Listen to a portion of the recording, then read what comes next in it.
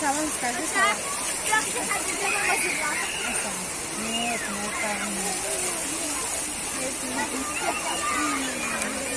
может, садись, не может.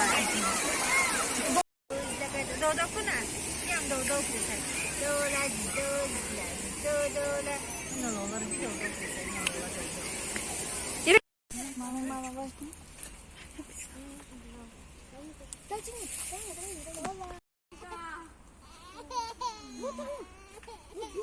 İyi nana. Çık. Ne vasnık ne nok metarsa. Saçın gidiyor.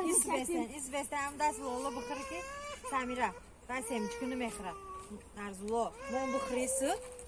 Не отвлекайся, Тяпя. Они Спокойно.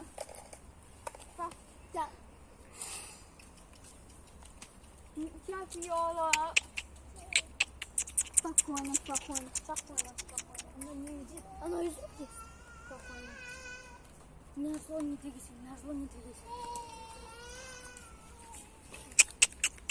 Тяпья, за тобой белка вот так.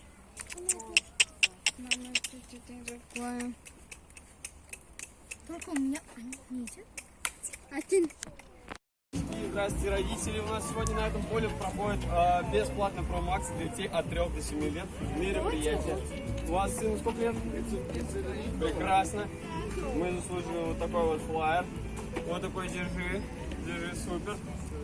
Ждем вас сегодня в 6 часов. Будет просто мероприятие бесплатно для детей. Мы развлекаем детей. Wow, it's so cool.